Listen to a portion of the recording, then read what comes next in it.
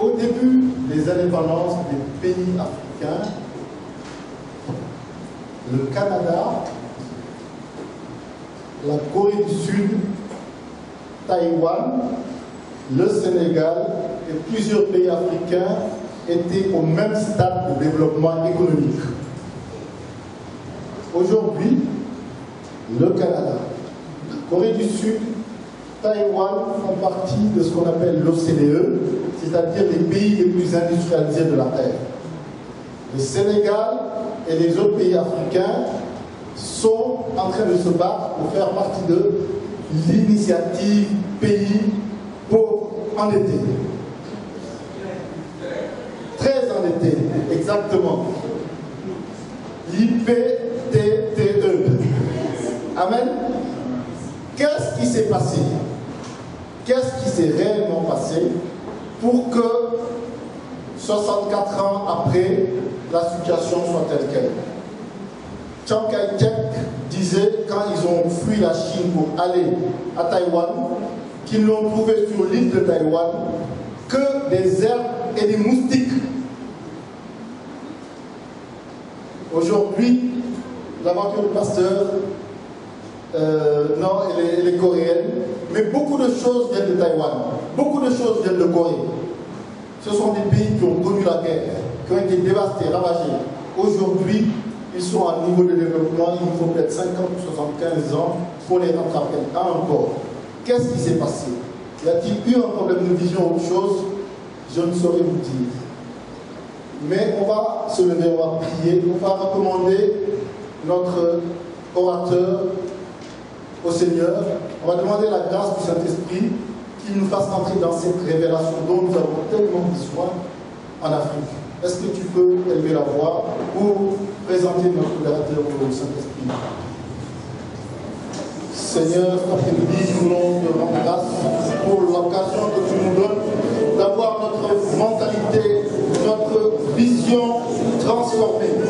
Merci parce que tu utilises ce serviteur de Dieu, Seigneur, pour transformer notre vision, parce que tu nous dis de ne pas nous conformer à ce siècle, mais de nous laisser renouveler notre intelligence. Ce soir, nous te présentons cet homme et avec tout ce qui le mettra, Seigneur, pour venir parler à ton peuple. Ce soir, nous te prions de le bénir, de libérer sur sa vie ton onction et de libérer sur cette assemblée l'onction de révélation, afin que nous puissions capter cette révélation. Au sortir d'ici, Seigneur, quelque chose se passe dans ce pays. Au sortir d'ici, Seigneur, quelque chose se passe dans le pays africain. Seigneur, nous te disons merci parce que avant que nous ne parlions plus accompli ce que nous avons demandé. Amen. Amen. Alléluia. Amen. Nous bénissons le Seigneur pour ce temps. Juste avant que l'orateur puisse venir, on avait voulu juste rappeler les grandes lignes de ce qui avait constitué l'enseignement d'hier. Nous avons juste un court résumé que nous avons voulu vous projeter. Nous avions lu. Donc le thème que nous avions eu hier, c'est quel message aux jeunes leaders pour le développement durable de l'Afrique. Comme le maître des cérémonies nous le disait, lorsque nous regardons ces pays, Taïwan, lorsque nous regardions la Corée du Sud, le Japon, c'est des pays qui ont connu des catastrophes, au point que tout était au point mort. Mais quel a été le secret de ces pays à ce qu'aujourd'hui, c'est eux qui viennent encore vendre leurs produits ici. Et nous, Africains, nous sommes toujours là. Donc, hier, le prédicateur nous parlait dans Nombre chapitre 24, le verset 3, la parole de l'homme qui a les yeux ouverts. Et en introduction, il disait que l'Afrique est un continent qui regorge de ressources, à savoir des ressources humaines, des ressources naturelles, spirituelles même. Toutefois, on constate un problème majeur qui se traduit par les difficultés générales d'émergence. L'Afrique a du mal à émerger et nous ne savons pas pourquoi. Qu'est-ce qui est à l'origine de ces difficultés? Pour lui, le problème de l'Afrique n'est sûrement pas le manque de moyens, mais plutôt c'est une question de vision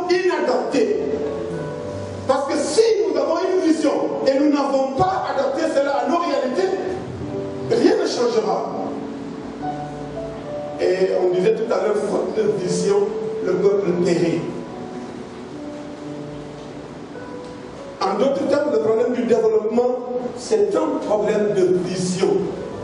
Au départ, on nous avait dit que l'Afrique est née d'une vision de nos pères. Les pères de l'indépendance avaient une vision. Mais tout à coup, on s'est rendu compte que cette vision a eu des limites. Et parce que certainement, on n'a pas pu mettre sur place les stratégies nécessaires pour que cette vision puisse continuer. Quelle vision alors adéquate il nous faut pour un développement de l'Afrique? Quelle est la stratégie que nous devons mettre en œuvre? Quels sont les moyens pour aboutir au développement durable de l'Afrique? Nous avons cité quelques points. Il fallait avoir des stratégies pour mieux réussir la vision. Et il disait aussi, de notre vision dépend notre avenir. Car la vision est quelque chose de déterminant. On ne peut pas être leader si notre vision n'est pas transformée. L'Afrique est née, certes, à partir d'une vision. Mais dis-moi, quel est ton rêve? Je te dirai ce que tu pourras apporter à l'Afrique. Si nous sommes là pendant ces 2 jours, c'est pour que nous puissions ensemble, au sortir de ce séminaire, nous lancer nous-mêmes des défis en tant que leader. Et le thème qui sera abordé encore aujourd'hui, c'est le thème « Quel nouveau leadership pour l'Église d'Afrique ?» En tant qu'Église africaine, comment pouvons-nous encore voir les choses? Il nous parlait de l'exemple de la Centrafrique qui était très pertinent hier. Que lorsque les Tchadiens et les autres sont venus, les chrétiens passaient tout le temps à l'église à prier. Prier, prier, prier, prier, prier, encore prier, toujours prier, encore prier. Et les autres travaillaient, vendaient des arachides et tout. Et puis ils commençaient à faire des économies jusqu'au moment où les Centrafricains s'étaient rendus compte que un problème a commencé à se poser. Et ils commençaient à vendre leur lopin de terre et les gens les achetaient. Et au fur et à mesure, ils reléguaient les Centrafricains même à la périphérie et eux-mêmes ils s'installaient au cœur de la ville. Est-ce que cela veut dire que la prière n'est pas importante? Non, ce n'est pas ce qu'il a dit. Mais il y a une partie que Dieu doit faire, mais il y a aussi la responsabilité de l'homme. Nous, en tant qu'Africains, je crois que nous avons assez tendu la main. Nous avons assez demandé. Nous avons assez développé un complexe d'infériorité. Et quelqu'un disait quand même, certains pasteurs africains, pendant que vous prêchez, vous allez voir, un noir va venir, ça ne va pas attirer ton attention. Mais dès qu'un blanc va arriver, amenez-lui à la première classe. Et vous allez voir que dès qu'un Africain voit un Européen, il veut tout de suite aller avec en Europe. Lui donner son garçon, lui donner sa fille. Je crois que nous sommes arrivés au moment où l'Afrique doit prendre son destin en main. Que nos jeunes leaders, nos jeunes étudiants, les pasteurs, les chefs d'entreprise, les mamans, les hommes, les femmes, les enfants même, nous devons revoir la situation de l'Afrique. Moi, je ne crois pas que c'est la malédiction qui continue le Sud, qu'il n'y a même pas de malédiction. Parce que ce que les autres disaient, c'était Champ qui a été maudit, tout ça là, on ne rentre pas dans ce débat qui est un faux débat. Si 2 enfants sont nés, le même jour, ils ont tout ce qu'il faut pour devenir ce qu'ils vont penser demain. Si l'autre a un rêve et l'autre n'en a pas, ça n'aboutira à rien. Il paraît que le père de Armstrong qui est allé à la Lune, pendant qu'Armstrong était un tout petit garçon, il aimait jouer dans le jardin de la maison. Et tout à coup, le papa l'entendait parfois, il disait Chou. Chou. Chou. Le papa dit, mais Armstrong, qu'est-ce que tu fais? Il dit, je joue. Mais il était déjà en train de penser comment décoller de la terre pour aller dans l'atmosphère. Plus tard, il fut le premier homme qui a mis le pied sur la lune. Quand nous avons des rêves, Dieu nous donnera aussi des stratégies pour accomplir nos rêves. As-tu un rêve? Alléluia. Nous allons acclamer le Seigneur pour recevoir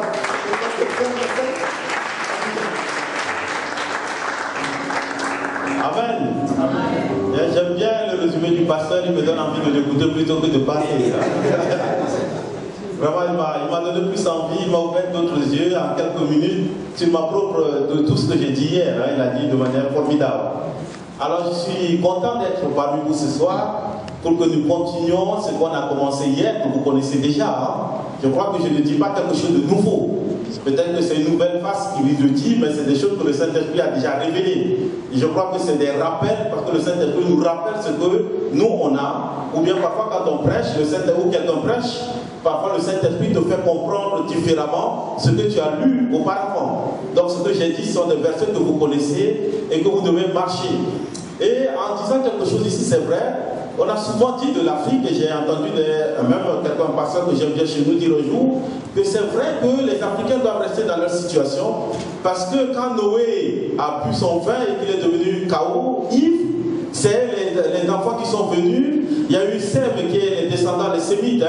Quand on dit antisémite, par exemple, aujourd'hui contre Israël, parce qu'on estime que Sem est l'ancêtre des Juifs. C'est pour ça quand on dit la lutte antisémite, on traite les Juifs de Sémites en tant que tel. Il a reculé en arrière. Ensuite, il y a eu son frère, Japhet, qui serait peut-être le descendant, l'arrière, l'ancêtre des Blancs. Et ensuite, celui qui a vu sa nudité qui arrive, c'est le Pout, l'ancêtre de Pout qui est Libye, parce qu'au début en Libye, c'était des Noirs qui habitaient la Libye avant que les Arabes ou les Berbères viennent pour les chasser. Et qu'on a aujourd'hui la Libye qui est composée d'Arabes qui sont des Libyens blancs. Donc ça veut dire que nous tous, nous sommes dans cette situation-là, nous sommes maudits. J'ai dit une chose, quand je suis sorti, j'ai dit non. De toute façon, mon grand-père, je ne sais pas s'il s'appelle Charles. Je ne peux pas le prouver. Deuxièmement, la Bible dit que Christ a pris toutes nos malédictions à la croix. Amen. Oui.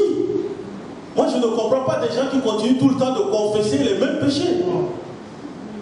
Ou bien vous croyez, vous avez la foi en ce que dit la Bible, ou bien vous avez la foi en ce que dit l'homme, ou bien vous avez la foi en ce que vos sentiments vous disent. Est-ce que vous comprenez? Oui. Donc même si Cham était les descendants de l'Afrique, parce que Jésus est mort sur la croix, je ne suis plus descendant de Cham, je suis de la race royale. Est-ce que vous comprenez? C'est ça. Et j'ai refusé.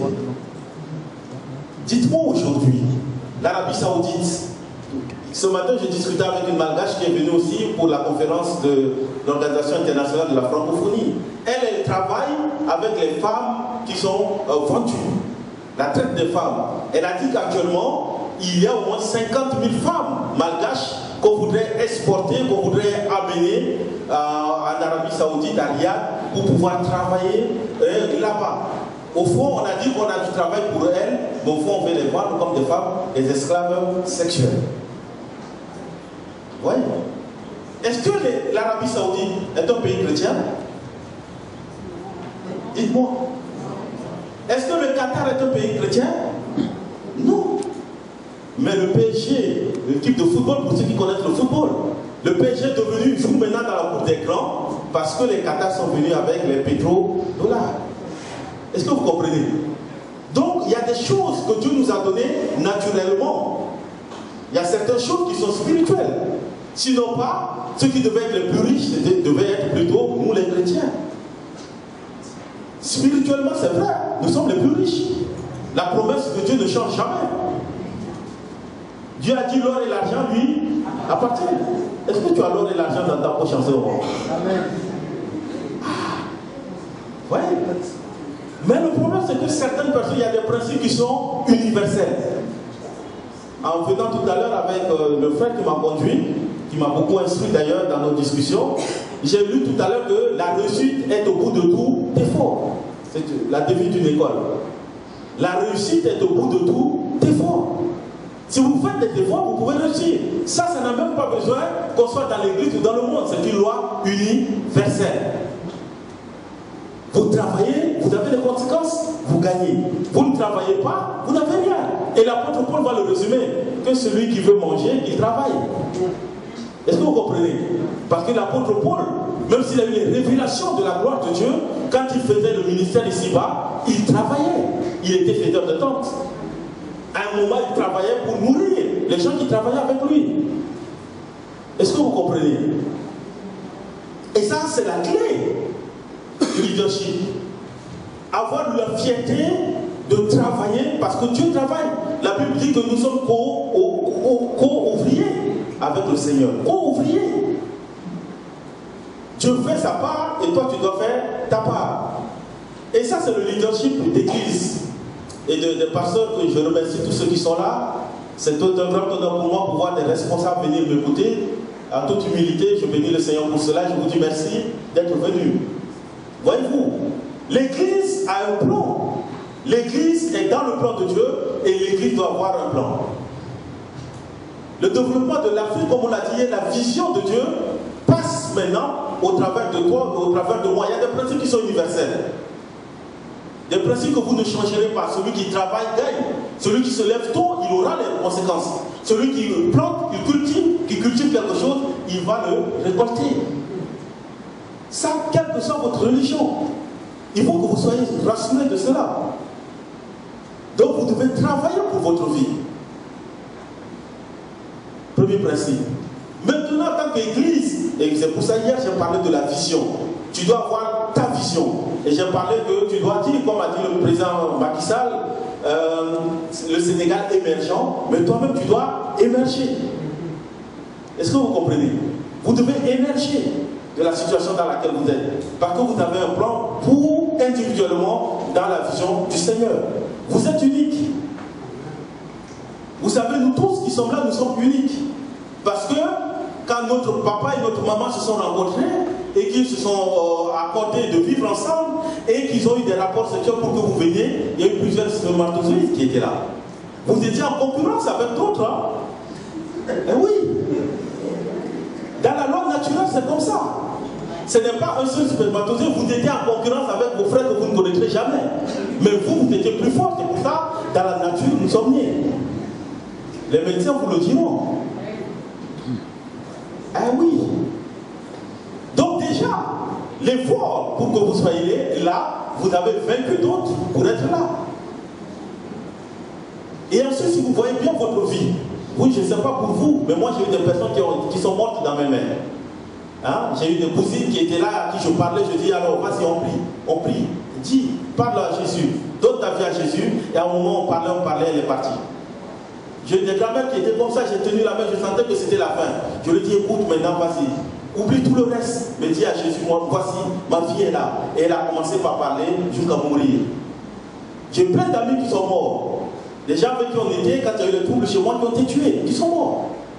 Et vous, sûrement, vous connaissez des gens qui sont morts. Mais vous êtes là. Pourquoi vous n'êtes pas mort? C'est parce que Dieu a un plan pour votre vie, mais vous devez l'accomplir. Est-ce que vous comprenez tout cela? C'est pour ça que vous devez avoir déjà de vous-même une autre vision. Et la vision, c'est pour cela qu'on a dit hier, de Naaman qui a dit, l'œil qui voit la vision du Seigneur, du Tout-Puissant. Vous devez voir cette vision-là. Et ensuite, un jour, en tant qu'être humain, Dieu vous amène dans une communauté. Cette communauté peut être l'Assemblée de Dieu. Moi, je suis né dans la communauté des églises apostoliques. J'ai commencé ici, comme je l'ai dit une fois, à Gueule-Tapé. Ceux qui m'ont prêché n'ont jamais su que je me suis converti. J'ai marché et puis je suis allé. Et je suis rentré dans une communauté. Je vous ai dit hier que celui qui m'a amené est redevenu musulman. Au moins, je parle encore musulman. Mais j'ai continué ma vie spirituelle avec le Seigneur. Je vous ai dit aussi hier qu'une fois, j'ai voulu abandonner les études. Mais quelqu'un m'a dit, continue. Parce que lui, il n'a pas eu un soutien. Et aujourd'hui, j'ai vécu, j'ai rencontré des gens, j'ai rencontré des présidents, dont deux hier, ici au Sénégal, mais que lui n'a jamais rencontré. J'ai continué ma vision. Et aujourd'hui, j'ai encore d'autres visions. J'ai d'autres choses à accomplir. Amen. Je n'arrête pas. On a discuté ce matin sur l'apprentissage, la formation professionnelle des jeunes dans la francophonie, dans les pays francophones. Et une ancienne ministre sénégalaise qui était là, qui maintenant travaille avec les jeunes, a dit quelque chose qui est important. Elle a dit, j'ai travaillé pour le Sénégal, j'ai été ministre ici, mais avant j'ai travaillé à l'UNESCO. Et déjà, il y a de cela 20 ans, on parlait de la formation des jeunes. Mais voyez-vous, je veux vous dire une chose, il n'y a pas d'âge pour apprendre. Est-ce que vous comprenez? Cette femme, elle avait les cheveux blancs. Il n'y a pas d'âge pour apprendre. C'est pour ça, les principes, je dis hier, les histoires de la Bible, les contextes sont différents. Mais Nous vivons notre contexte, mais il y a des principes qui nous guident jusqu'à ce que nous mourrons ou bien jusqu'à ce que nous soyons dans la gloire du Seigneur. Est-ce que vous comprenez? Et donc la vision, c'est la chose importante. Une église qui n'a pas de vision, c'est une église qui va dans le mur. Un leader qui n'a pas de vision a déjà perdu la bataille. Et la vision doit vous guider. Parce qu'entre la vision et la réalisation, il y a des chemins à parcourir. Est-ce que vous comprenez? Le Seigneur a dit l'or et l'argent lui appartiennent. Qui de vous ici a 1 milliard sur son compte? Qui a 1 milliard sur son compte? Personne. Moi-même, je ne l'ai pas. Voyez-vous? Mais on peut avoir 1 milliard. Voyez-vous? On peut avoir des milliards. Il y a des gens dans ce monde qui ont des milliards sur leur compte. Moi, je ne parle pas de Karim. Hein. Il y en a qui passent par des moyens détournés. Hein? Chez moi, on a des, moi j'ai rencontré mon président qui, j'espère qu'il sera vu devant la cour pénale, il a au moins 152 millions d'euros sur son compte. Et c'est ça qui attise aussi les anti-Balaka, parce que c'est avec ça qu'on achète des armes pour renverser un gouvernement. Est-ce que vous voyez? On n'a pas encore, mais Dieu peut nous faire de nous des milliardaires. Parce que spirituellement, on est milliardaire parce qu'on a Jésus qui a l'or et l'argent qui lui appartiennent. Ça c'est vrai, c'est une réalité. Leadership chrétien. Les pasteurs, et ça je veux dire aux pasteurs, vous devez être des révélateurs de leaders. C'est ça le rôle de l'Église. Les pasteurs et l'Église doivent permettre à la société d'avoir de bons leaders. C'est ça le rôle de l'Église sur la terre. Jésus a dit, vous êtes le sel de la terre. Vous êtes quoi? La lumière. C'est ce que vous êtes devant Dieu. Et cette lumière-là, en tant qu'individu, nous le sommes là où nous travaillons. C'est pour ça que j'ai dit hier que je prêche à l'église ou que j'enseigne à l'université, dans n'importe quel pays, que ce soit un blanc ou un noir, ou mes enfants ou partout, je fais tout avec excellence. Parce que ça, c'est mon rôle. Je ne fais pas de distinction entre la vie à l'église et la vie à l'extérieur. De toute façon, pour ceux qui travaillent, on passe plus de temps sur notre lieu de travail que dans l'église. Et tout ce que nous devons faire doit refléter la gloire de Dieu. Et quand on a la vision, et que le lieu est clair, la vision est claire, et je vous ai donné aussi l'exemple hier des Américains. J'ai dit, un Américain, c'est un Américain.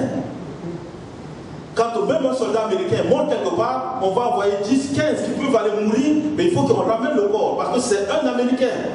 Il n'est pas n'importe qui. La vision de l'Américain quand il a, c'est que je suis un Américain et je suis le meilleur. Voyez-vous, c'est ça la vision. Et même de l'occidental. C'est pour ça quand il y a 3 morts, on dit bilan lourd.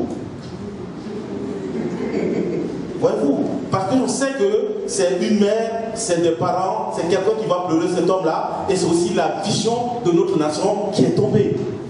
C'est pour cela, quand un soldat français ou américain tombe, ce n'est pas n'importe qui ira, c'est le président de la République qui viendra, qui mettra sa main sur sa tombe pour dire tu es mort pour le pays. C'est la valeur du pays, c'est la vision qu'on a du pays. Ce que nous, on n'a pas encore. Ce qui fait qu'on peut avoir 1000 personnes qui meurent par naufrage, nourries. Aucune réaction en tant que telle. Ce matin, on discutait, puisque demain, il faut qu'on fasse des déclarations aux chefs d'État qui vont se réunir ici, au Sénégal, au mois de 29-30 novembre. Ils seront tous là, les chefs d'État et le gouvernement de 77 États francophones. Et il y a une personne, une Canadienne qui s'est levée, il a dit, il faut qu'on dise, qu'on exige des chefs d'État que tant qu'ils n'ont pas libéré les 200 filles de Boko Haram, jusque-là, ils auront raté leur mission. Voyez-vous. Et les Canadiennes et le Canada est reconnu pour un pays féministe, où les femmes sont fortes. D'ailleurs, elle a dit quelque chose, ça m'a fait sourire, parce que elle a dit non, il ne faut plus parler de droits de l'homme, il faut parler de droits humains. Hein? Et j'ai dit à mon collègue, j'ai dit attention. Il y a tel professeur, un de mes collègues, une fois on a dit droits humains, il s'est levé, il a dit c'est faux, c'est droits de l'homme. Hein? Mais pour les Canadiens, comme ils sont, les Canadiens sont féministes, si on dit droits de l'homme, c'est l'homme masculin. Il faut dire droits humains, hommes et femmes. Voyez-vous?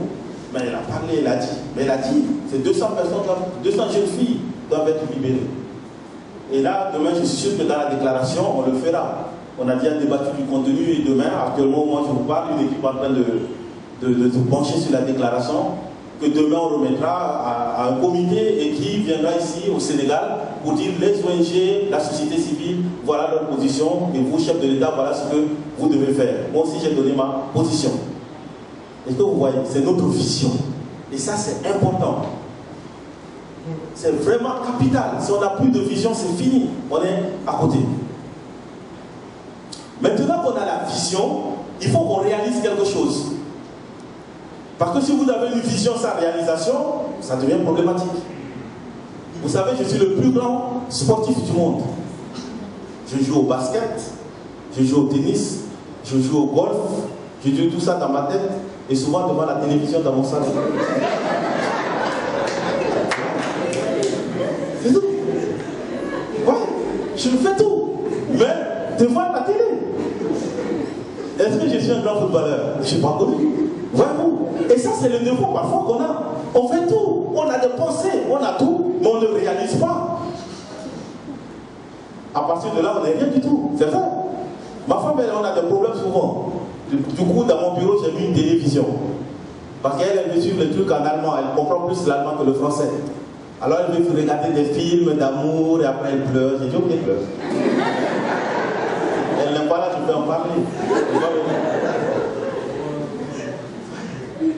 Il y a le cours dans mon bureau, je suis là, elle me dit, ah, qu'est-ce qui se passe?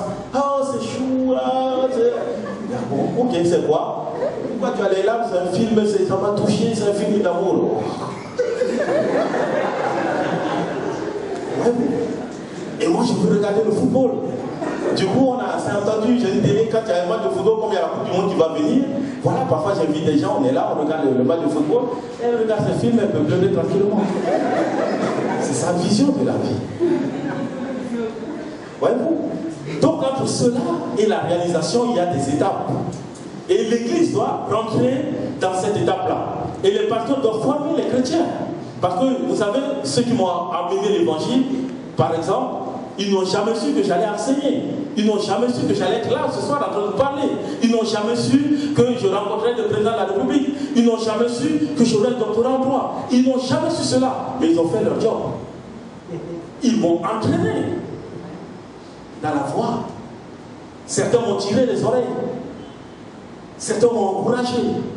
Et ça, c'est le rôle de l'Église, pasteur. Parce que peut-être que demain, parmi nous, on aura le président de la République parmi les enfants de l'école du dimanche. Vous ne le savez pas. Allez dire au papa de Macky Sall, est-ce que tu savais que Macky Sall sera président? Jamais. On ne sait pas. Donc nous, on doit travailler cela. Moi, j'ai formé des jeunes dans mon groupe de jeunes qui sont devenus des architectes. Je n'ai jamais su qu'ils allaient devenir cela. J'ai présenté avec des gens avec qui on a joué au football qui sont devenus des ministres. J'ai donné des conseils à des personnes qui sont devenues des personnalités plus tard. La femme, le mari de l'actuel président de la République, on a discuté, on a posé. Jamais on aurait su que sa femme deviendrait président de la République. Sa femme est maintenant présidente de la République. Donc l'Église, c'est ça la vision de l'Église, le leadership chrétien.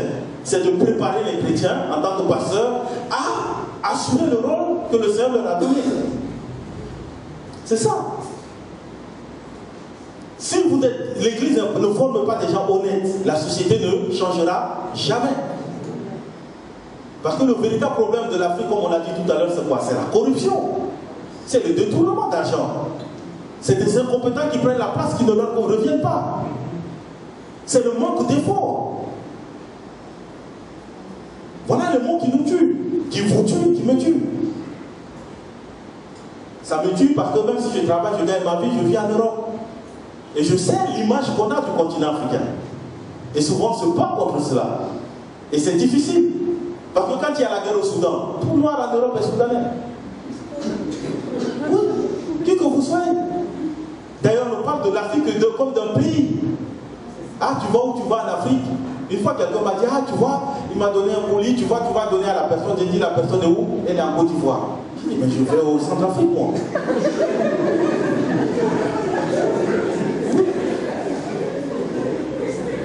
C'est tout. C'est complètement différent. Et c'est comme ça qu'on est vu en tant que tel. Maintenant, tout le monde sera nigérien et autres parce que l'Afrique va jouer la Coupe du Monde d'ici la semaine prochaine. Vous serez tous la même nationalité. Ouais. Quand le Sénégal a battu la France, tout le monde est venu nous embrasser. Ah, vous avez battu la France. Et du coup, c'est l'Afrique.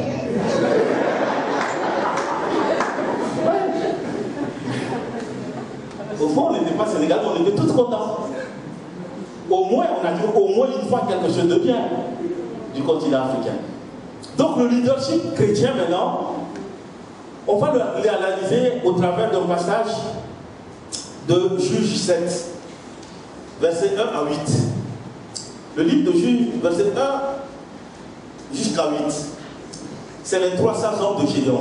Je vais parler de ces 300 hommes et des qualités qu'on peut retirer de leur vie pour notre propre vie et pour la vie de l'Église. Alors je lis. Jérubal plutôt qui est Gédéon, et tout le peuple qui était avec lui se levèrent de bon matin et campèrent près de la source de Harod. Le camp de Madian de Morée, le camp de Madian était au nord de Gédéon, vers la colline de Morée dans la vallée. Le verset 2 nous dit, l'Éternel dit à Gédéon, le peuple que tu as avec toi est trop nombreux pour que je livre Madian entre ses mains. Il pourrait en tirer gloire comme de moi et dire, c'est ma main qui m'a délivré. Publie donc ceci aux oreilles du peuple, que celui qui a peur, qui est craintif et qui a peur, s'en retourne et s'éloigne de la montagne de Galade.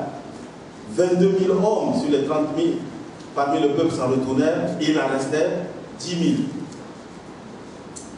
L'Éternel dit à Gédéon, verset 4, le peuple est encore trop nombreux, Gédéon. Fais-les descendre vers l'eau, et là j'en ferai le triage, donc la sélection. Avec toi, oui, celui dont je te dirai que celui-là aille avec toi, ira avec toi. Et celui dont je te dirai que celui-ci n'aille pas avec toi, n'ira point avec toi. Gédéon fit descendre le peuple vers l'eau, et l'Éternel dit à Gédéon, tous ceux qui laperont l'eau avec la langue comme lappe le chien, tu les sépareras de tous ceux qui se mettront à genoux pour boire. Ceux qui lapèrent l'eau en la portant à la bouche avec leurs mains furent au nombre de 300. Et tout le reste du peuple se mit à genoux pour boire. Et l'Éternel dit à Gédéon, c'est par ces 300 hommes qui ont lapé que je vous sauverai et que je livrerai Madian entre tes mains. Que tout le reste du peuple s'en aille chacun chez soi. On prit les vivres du peuple et ses trompettes, puis Gédéon renvoie tous les hommes d'Israël, chacun dans sa tente. Et il était les 300 hommes. Le camp de Madian était au-dessus de lui, dans la vallée. Vous savez ici, comme je l'ai dit hier, c'est un contexte difficile, un contexte de crise. Israël, quand ils sont sortis d'Égypte, ils étaient allés vers le pays de Canaan. Et dans leur circuit de voyage, dans leur pèlerinage, dans leur exode vers la promesse, où il y avait le lait et le miel, ils sont passés par beaucoup de situations. Dieu a commencé par faire des miracles, par les délivrer de manière mystérieuse et miraculeuse. De frapper l'Égypte, de 10 plaies, et ensuite ils sont sortis. Ensuite, Dieu va leur faire une preuve de sa présence en les faisant traverser la mer Rouge. Quand ils vont traverser la mer Rouge, ils vont arriver, Dieu va les conduire de manière visible par sa toute-puissance. La nuit, la Bible dit, il y avait une colonne de feu qui les accompagnait. Et le jour, il y avait la nuée. Dieu se manifestait à eux physiquement et ils le voyaient. Comme dans notre vie. Quand on se donne au Seigneur Jésus-Christ, on a des étapes sur lesquelles on doit marcher. Chaque chrétien doit connaître Dieu et Dieu nous parle parfois de manière particulière pour te dire que tu es avec moi. Et quand les enfants d'Israël arrivèrent à un certain niveau, la Bible dit, malheureusement, que beaucoup n'obéissent point exactement aux lois que le Seigneur leur dit. Ce qui n'est pas grave. Parce qu'on peut avoir des chutes dans la vie. Mais quand on se confesse, on se repent, on reprend la marche avec le Seigneur. C'est ça l'histoire d'Israël en tant que tel. Et ils vont traverser le désert. En principe, le désert, ils auraient dû faire 2 ans. Mais Dieu s'est dit, comme il y a des combats, il y a des choses dures qui les attendent, peut-être que s'ils vont directement, ils seront attaqués, il va falloir que je les apprenne. Et tout à l'heure, en venant, on dit, nous tous, nous passons parfois par des moments de désert. Le chrétien qui ne passe pas par des moments de désert a des problèmes. Il faut passer par des moments de désert, mais il ne faut pas rester dans le désert. Est-ce que vous comprenez? Ah oui. Parce que Dieu n'a pas fait sortir Israël pour demeurer dans le désert, finir sa vie dans le désert. Et malheureusement, parmi tous ceux qui vont sortir avec Moïse, ceux qui étaient en âge de comprendre les choses, tous vont mourir dans le désert sauf deux, Josué et Caleb. Parce que quand Dieu va leur montrer le pays, toutes les pétitions qui sont dans le pays, ils vont voir des gens, ils vont voir des géants, ils vont remettre en cause la parole de Dieu et Dieu va les ramener dans le désert. Mais malgré cela, la promesse de Dieu va s'accomplir. Caleb et Josué vont les amener en Canaan, le pays où coule le lait et le miel. Et si vous lisez bien la parole de Dieu, vous allez voir que pendant qu'ils étaient dans le désert, Dieu leur envoyait des cailles et de la manne. Jusqu'au jour où ils rentrent dans Canaan, la manne s'arrêta. Pourquoi? Parce que Dieu a dit, je vous conduis dans le pays où coule le lait et le miel et vous allez le cultiver. Est-ce que vous comprenez? Oui. Dieu ne leur a pas dit, quand vous arrivez là-bas, vous allez ouvrir la bouche et puis le lait va couler. Non. Vous devez travailler. Pour beaucoup de chrétiens, on croit que quand on est devenu chrétien, on ouvre et puis ça... Non. Voyez-vous. Et quand ils vont arriver là, ils vont obéir. Tant qu'ils obéissent, Dieu les bénit. Et puis à un certain moment, les Josué, les Caleb, tous ceux qui ont connu Dieu vont disparaître. Et petit à petit, ils vont commencer par imiter les gens du monde et Dieu va les abandonner à un certain moment. Mais Dieu les abandonne, mais Dieu envoie quand même des gens pour les ramener vers lui. Et c'est pour ça qu'on est dans l'église. L'église, parfois, les pasteurs sont là pour nous ramener dans la voie du Seigneur. Est-ce que vous comprenez? Parce que vous n'êtes pas abandonné à vous-même. Et c'est ça le rôle de l'église. Le rôle de l'église, c'est un rôle d'éducation. Un leadership, un bon pasteur, un bon chrétien, un bon responsable, c'est celui qui éduque le peuple. Afin qu'il assure le rôle que Dieu lui a voulu pour lui. Moi, je suis enseignant. Quand un étudiant vient me voir avec son mémoire pour travailler, je lui dis quelle est ta vision, qu'est-ce que tu veux faire? C'est la première chose. Et après, je lui dis deuxième chose, c'est pas moi qui vais rédiger le travail à ta place. Mais moi, ce que je vais faire, je vais trouver le meilleur qui est en toi pour qu'à la soutenance, tu aies la meilleure note possible. Mais ce que je te demande, travaille. C'est pas moi qui vais rédiger à ta place. Non. Moi, je vais créer les conditions pour que toi, tu aies le meilleur. Parce qu'en toi, il y a les capacités. Si on t'a sélectionné parmi un certain nombre d'étudiants pour que tu sois là, pour que tu arrives à ce niveau-là, je ne remets pas en compte tout ce que les autres professeurs ont dit de toi avant. Ce sujet, tu l'as, ok, tu m'expliques. Et c'est pour ça, en général, on demande aux étudiants, allez-y, envoyez-nous le plan. Faites le sujet et dégagez le plan. Faites 2 ou 3 pages. Parce qu'en le lisant, on peut savoir où est-ce qu'il va. Est-ce que sa direction est bonne?